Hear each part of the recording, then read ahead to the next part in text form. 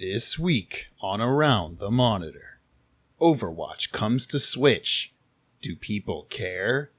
And finally, Ninja creates a clothesline for gamers. Get ready to go Around the Monitor. Let's go.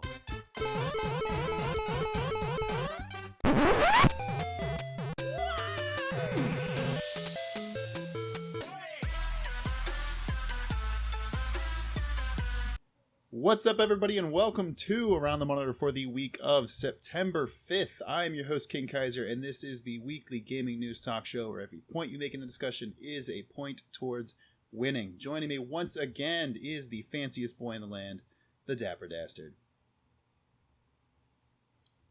Yo, have you guys heard about that new Pokemon mobile game, Pokemon Go? I heard it's pretty good. And we also have the people's voice, Hio 590.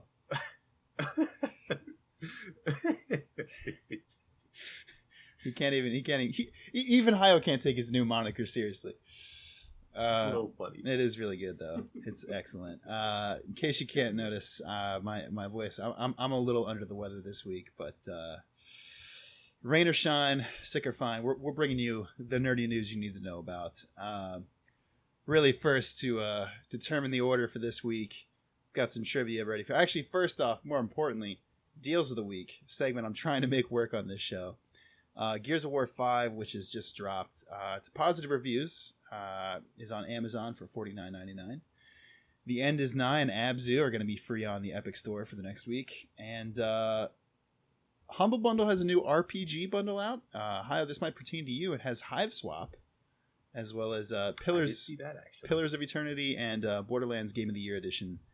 If you haven't played the first Borderlands at this point, like, oh my God, what are you doing? But let's get right into it here. Trivia for this week to determine the order.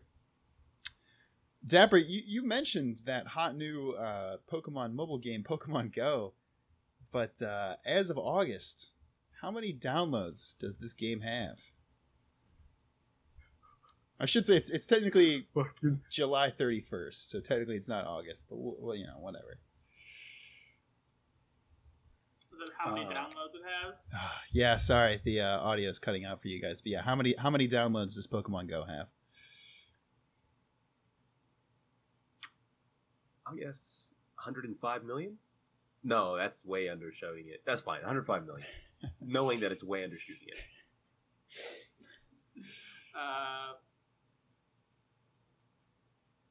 200 million. Correct answer is 1 billion downloads.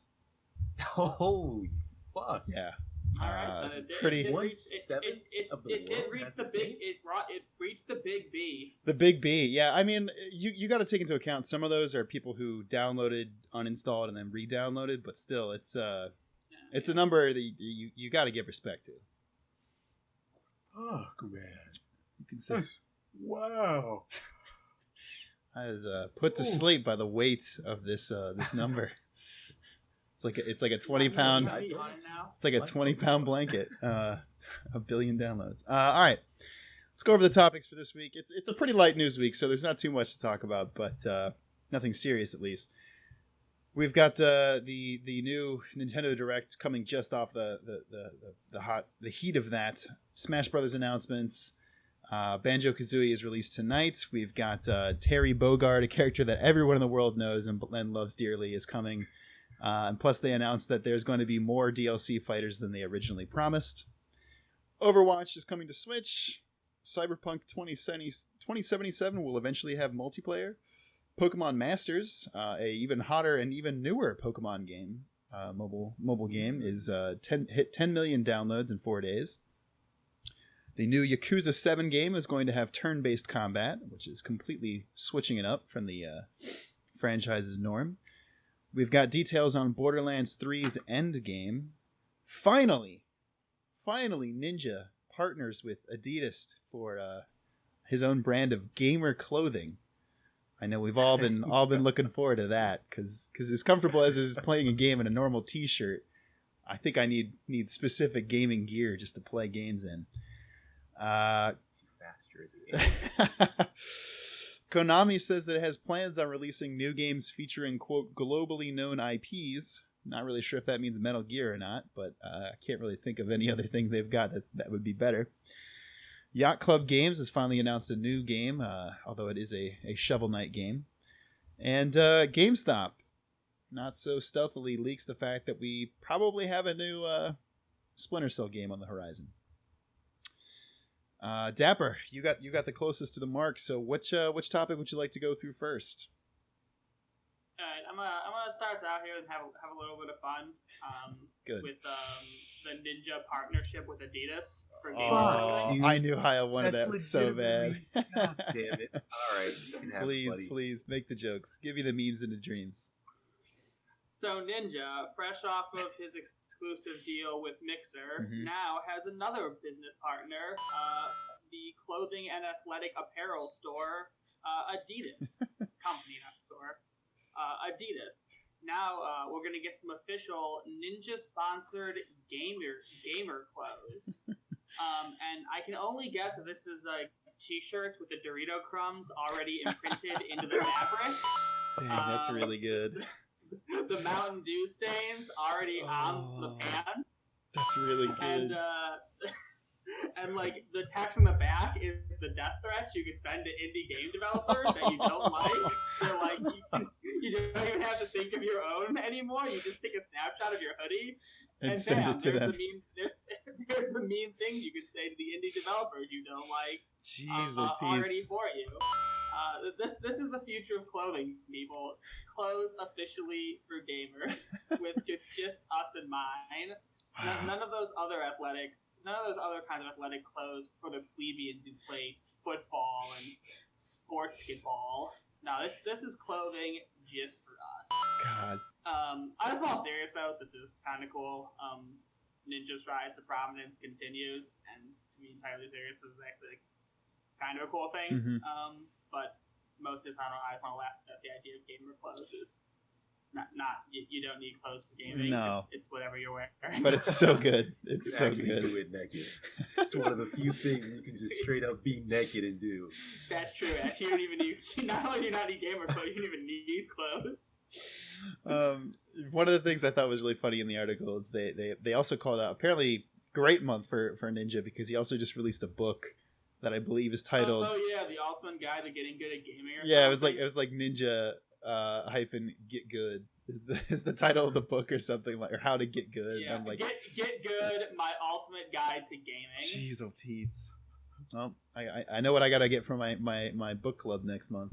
Yeah. Hayo, where are we going next, man? Let me just say one thing about the Ninja thing. Oh, please. When I was watching his little announcement trailer for it, it had actually a Fanta ad, Fanta if you prefer, and it had people jumping around in like this blue, purple, and green, these outfits that were really colorful and shit. And I was like, wow, this gear of his actually looks kind of cool. And then it was just a Fanta ad, and I was like, oh shit, that's not actually his clothes. And it just had him in like a regular Adidas tracksuit with like Ninja on his arm, and I was like, what? The commercial they showed, it didn't look like anything. It just looked like normal. Like a this color sweatshirt with like his name halfway printed on the side. Yeah, it was. And I was like, oh. It was probably overcharged. It cost like $80 or something. Oh, yeah. Ridiculous. It's literally just merch, dude. But, can you imagine? Yeah. That's gonna be the hot back to school item. Fucking, it will be the Ninja hoodie. Yeah, actually, it will be the hot item for kids to Fortnite dancing. Oh man, God bless America. Hayo, where are we going next? I really wanted to do that one. I know. How about the GameStop leaking Splinter Cell game? All right, yeah. Tell us about it. And not so specifically that GameStop accidentally had a product they were trying to sell, which is for a different product which isn't out yet or even a thought yet, apparently. Not to us anyway, the consumers. But that this seems to be the way stuff is getting leaked nowadays through the merchandise that is going out before the actual product itself. Yeah.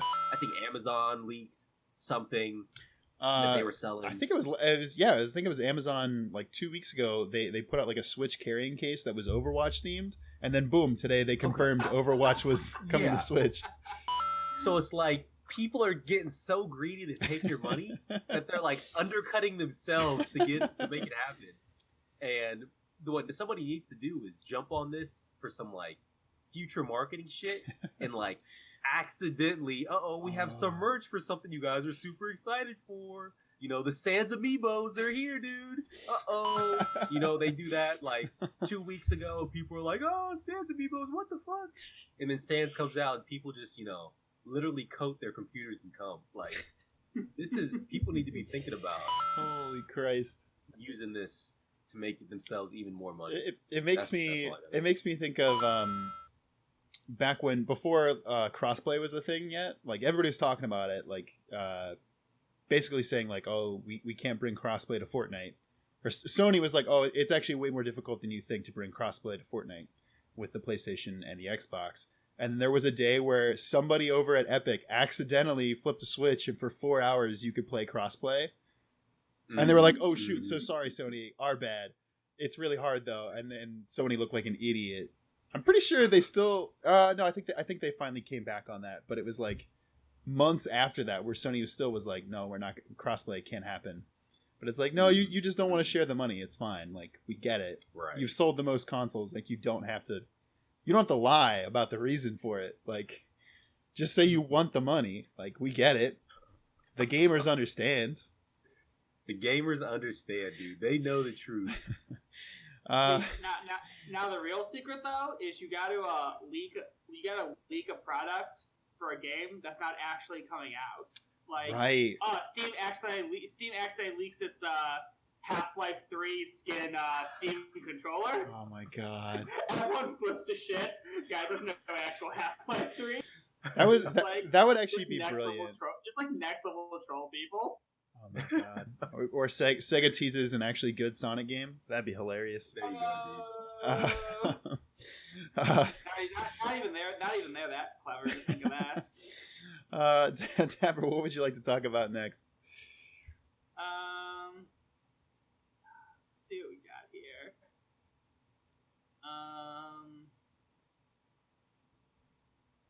Let's talk about Borderlands 3 because it comes out in approximately 9 days. Yeah, it's less than 2 weeks. Yeah. Take it away.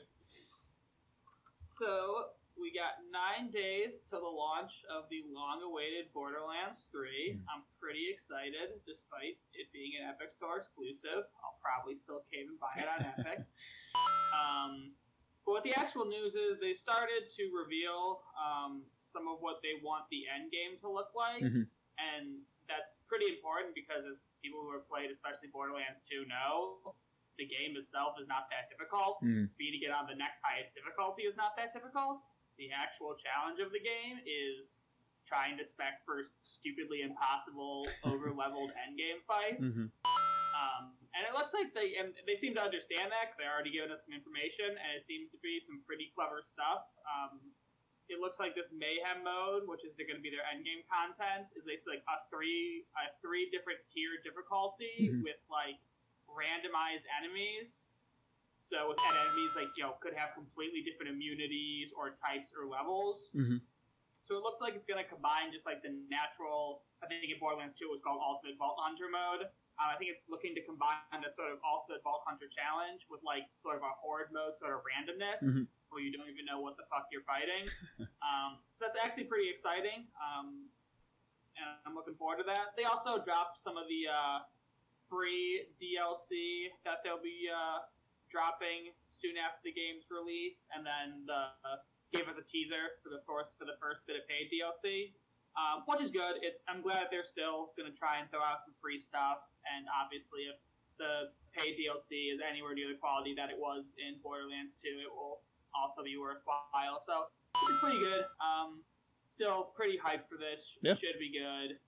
Fuck Randy Pitchford, but buy the game anyway, just to support everyone else who worked on it. Man, I was gonna throw in a joke like, oh, they're gonna add a secret optional boss fight Randy Pitchford's legal troubles for him because dude's gonna need some help. Side quest: recover his his flash drive. Recover Randy Pitchford's flash drive. Don't let the kid at with company secrets imported on it. Don't let the kid at Medieval Times find it. Like, the worst part is that humor would actually fit so well. Oh, in it the really game. would. If there was just like a Dandy Richford character who's like, I need you to find my secret computer drive in this arena, and you had to like fight for it. It would actually fit perfectly in the game, but I feel like he doesn't want to do that to himself. No. He takes himself way too seriously. Right. It would be great though if there was a line in there like, "I can't believe you fucked me like this." Like, yeah, God, shit, dude, despite being in charge of a game that has a lot of humor, doesn't seem to have enough of a sense of humor himself. Yeah. Jeez, Pete's. Hio, where are you taking us for round 2 for you? Well,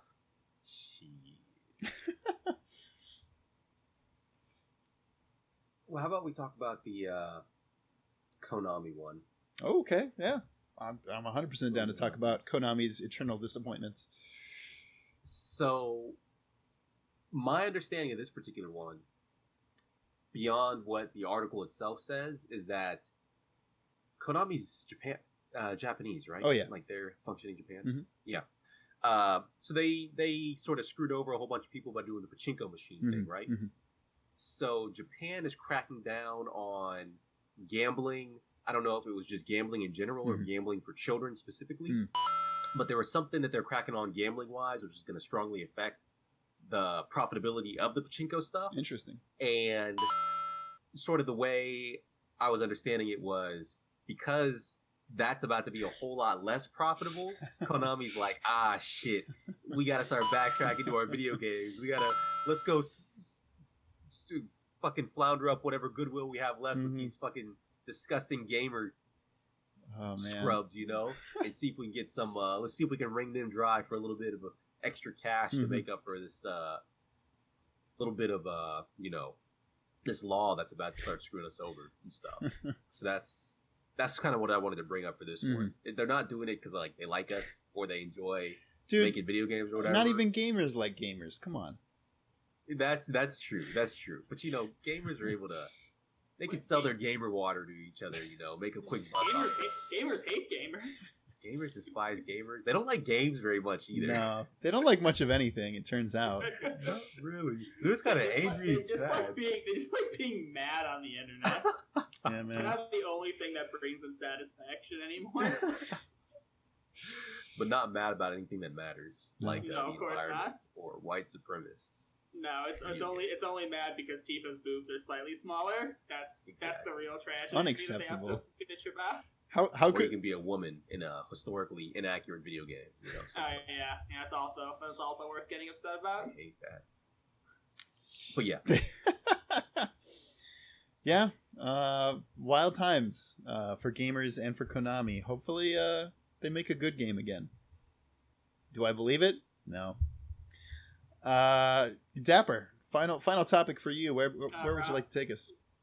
Round 3 for me? Yep. Mm-hmm. All right. So just because it's something we're going to start getting more and more of, I think it's worth talking about Pokemon Masters reaching 10 million downloads in 4 days. Yeah. You just started downloading the game, correct? Yeah, I played the first 2 practice mission. Cool. Essentially. What are your thoughts on this? So again, obviously it's a lot different than Pokemon Go, which obviously is important because if you release something too similar to Pokemon Go, it wouldn't have much appeal at all. Pokemon Go 2. Yeah, right. Pokemon Go farther. So Pokemon Masters is much more of like you play as a single trainer with a single Pokemon with you, and you get 2 other trainers who each have their own signature Pokemon with them and do sort of 3-on-3 little mini battles. The strategy seems pretty simplistic. It looks like it's just picking which 3 trainers you want to use based on what 3 Pokemon the other opposing team has. So it looks like there's a fair amount of simplicity to it with like the smallest bit of strategy. I think most of the appeal is going to be trying to collect all the trainers. Honestly, I don't know if anyone's really going to care about winning or beating this game because it's mostly just going to be another sort of collectible thing in a different form. I think it's worth knowing that this was 10 million in just 4 days, Yeah. which while impressive is actually still not even actually close. does not come close to what Animal Crossing and Super Mario Run pulled. Yeah. Those and Pokemon Go itself, those pulled much higher in terms of revenue. But this does look, at least at first glance, another good success for Nintendo's continuing run into mobile games, which, as we've talked about on this show, is huge, especially in Eastern countries, where a lot of gaming is done during transit rides. So to have another success like this looks like a good sign for Nintendo, because they know that things like this don't have to take away from their typical console stuff. They know this is another massive revenue generator, and they really don't have to try very hard to be clever. Just take an existing IP, add 1 or 2 sparkles, one tiny twist, and you can rope in $10 million in 4 days without honestly having to think of anything new, which good for them on marketing-wise, and cool for people who enjoy mobile games. Yeah, I would say apart from maybe, well, I mean, now Disney owns half of everything. I'm honestly, I wouldn't be surprised to see if Disney made a ploy on Nintendo, because they're probably like the outskirts of the people who own the most valuable intellectual properties in the world. Right. But yeah, it's I've spent, I was saying before, probably about 5 hours with the game. I'm still not sure if I actually enjoy the gameplay, which is a bit of a problem. Right. There's not much to it. No, and to like unlock more stuff, there is like a kind of a wall you hit where you do have to grind. I mean, the good thing is that there's no like energy system. It's not like, okay, you can't keep playing the game. You can keep playing the game as much as you want. Okay, that's good. Yeah, I remember those old energy systems games that are toxic as hell. But there are certain points where like you'll beat a chapter of the game and it's like, okay, time to go to the next chapter. And if you don't have like a trainer with that Pokemon type, like that's super effective against the next area, you're just like, well, here I'm gonna sit until I either draw one, luckily through like getting a trickle of gems, or pay for it, or like you can brute force and like power level your characters, but like it does take some time, which is what maybe at this point maybe like a third or a quarter of my total time playing the game has been. It's just like grinding like a boring level over and over to like level up my guys. But using the characters, like not relying on the Pokemon, relying on like the gym trainers and the Elite Four members is actually an interesting choice. There's a great line that's like been going around the community. No matter what, you get the gym trainer Whitney, who's like famous from the second Pokemon game. She has a milk tank that like with rollout, exactly, that fans remember like destroying them as kids. And sweet it is. Some stuff you just don't forget. No, man. But she's like, she has a line like where she's like, "Oh man, this island's so great. It's so beautiful, and there's so many beautiful women here." And it's like, wait, where did that come from, Whitney? Like, what? Like, okay, here we are, Whitney. You know, good for you. I want to say she's probably like 16 or something. You know, they're all supposed to be children in this, but like, yeah, odd. Pokemon is kind of shitty. It is weird. How take us home? Where are we going? Yeah, I really probably shouldn't have been the clincher for this one. How about we do let's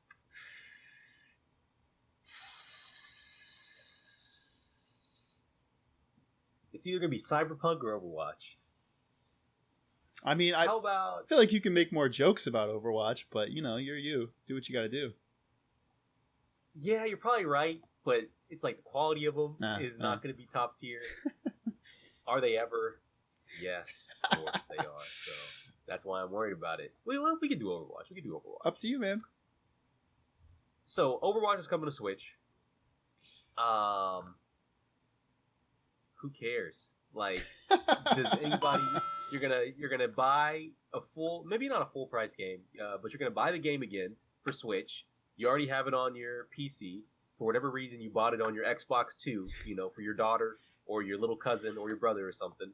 And now you got it on your Switch, and you guys are all cross-playing together, and Homeboy is trying to fucking play Tracer, and he's got to move the fucking screen to actually make her dip and weave. He's getting dizzy, passes out. It's motion controls, I think, are one of the worst things you could ever have for a game that wasn't built with motion controls in mind.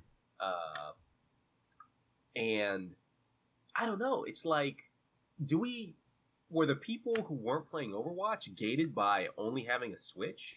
Like, are the Nintendo people who only buy Nintendo products like, fuck, man, Overwatch is the one game I've been missing out on. I didn't have Undertale, I didn't have Overwatch, but now we got Undertale, baby. Overwatch is coming, we got Cuphead. Nintendo is going out of their way. Maybe I should look at this from a more positive viewpoint. Nintendo's bringing all gamers together. Do they already have Dark Souls on the Switch? They do, actually.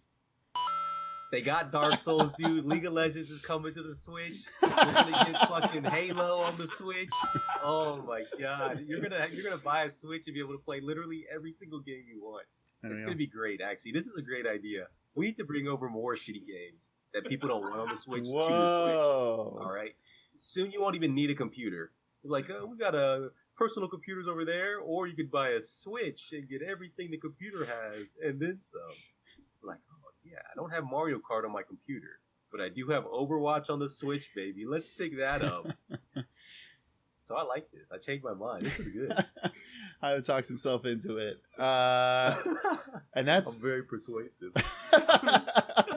He persuaded his own self. And you know what, Hio? You persuaded me. This week's winner, Hio 590. The return of the king, baby. Let's get it. The people's voice, the people's champion. That's what they call him. Are you ready for your minute to win it? No, I wasn't expecting to win. Oh my god. Okay, so game developers, right? These guys are working for free. They're getting sexually harassed in the workplace. They're joining, what was this, forced arbitration clauses. These guys who work on video games are like, oh, I love working on video games so much. I want literally every other aspect of my life to be awful. I want to spend 100 hours here. Oh, burning myself out, working on this game, which I'm being abused on every second of every minute. It's like, guys, go do something else. Fucking get a part-time job and work on a shittier game with better environment. Like, why do you guys think you have to put yourself in this awful, terrible position? The game designers need you more than you need them. They're not creating the game if you're not working on it. Fucking get together with your boys, quit working on these shitty games or these great games, but you're doing it in shitty environments. Like, stand up for yourselves and quit bitching. Like, what the fuck are you guys doing? So stupid. I'm angry. I'm pissed. You guys are pissing me off. In fact, I want you working in these shitty ass conditions and bringing me these fucking ass games, because fuck you, dude. I hate you guys. I don't know how you actually get me to agree with you, and then at the last minute you literally throw it all away. What are they doing, Kaiser? What are they doing? It's a talent. Rob has quite the talent. It's really incredible. Halfway through, I was like, you know what? Whoever's talking right now is an idiot. We gotta switch tracks. This guy isn't mad enough about these gamers just screwing themselves over. I don't know. What are they doing? If you're getting abused at work, if your boss is coming in and smacking you in the nuts every single day, do you stay there because you're like, man, I love this job? Or are you like, okay, I'm going to go do something else? Boss is a dickhead. I think those issues are getting called out more. I think it's more of the having the crunch, having to work 60, 80-hour work weeks for like months at a time. Stop coming into work. Stop coming into work. Then you lose that job. Hey, my boss is like, hey, we're going to need you to stay after. It's like, okay. And then I walk out because fuck you. Find another job, bitch. I gotta put in here, Hio 590 does not speak for Around the Monitor's opinion. He is just speaking for himself. I'm the voice of the people, not these people, the real people, dude. Unfortunately, that's kind of true. Dapper, do you have anything to plug? I have something to plug. I want to plug versatile accessories. I was at the League of Legends summer LCS finals, and I got this neat wristband that says "I love Teemo" unless you invert it, and it says "I hate Teemo." Nice. And that's very effective, very versatile accessories. They serve all clientele, those who love Teemo and those who hate Teemo. We should have more. We should have more reversible and multi-purpose accessories. Those people got to get in contact with Adidas and Ninja. Maybe they can use that in their design for these gamer clothes we're trying to create here. Gamer clothes. Right. For these completely normal clothes with Ninja's name on I that. really love Ninja. That'd be great. I got nothing to plug right now. Maybe once I'm like winning games, I'll plug something. All right. I should plug. I don't have it in reach, but I have been reading Jason Schreier's book, Blood, Sweat, and Pixels. Jason Schreier, of course, writes for Kotaku. He's probably the best working games journalist right now. This book was written, I think, 2 years ago, talking about it's 12 different snapshots of different developers and their stories. I was telling Hayo before, I just read the story on Yacht Club Games, who made Shovel Knight. They were literally 5 developers working for this really crappy company that makes mobile games, like pumps out I think they said 12 games a year, and they're all like licensed games. They did like a Batman game, and they did like a Suicide Squad game, like all this done, and it's terrible, like $3 side scrollers, free to play or whatever. And they all quit because they hated the job, and then they made their own studio. They barely made enough money on a Kickstarter to fund themselves, and now here they are. They've made literal millions of dollars. Kind of a crazy success story, but it's really it's a really great book. I recommend it. So check that out. But apart from that, nothing else to mention. If you're watching us, check us out on YouTube. Please subscribe to us there. If you're watching us on YouTube, check us out on Twitch or iTunes. Other places you can catch our content. Tentatively, I'm going to promise that next week I should have a full-length video coming out. Right now it's at 15 minutes long. Actually 16. I did some more work today. But it's got some fine-tuning to go. So we'll see. If not next week, the week after. It's going to be on Electronic Arts' first decade as a company, which is really different from what it is now. So very interesting stuff. But I think that's going to do it for this week. Until next time, this has been Around the Monitor.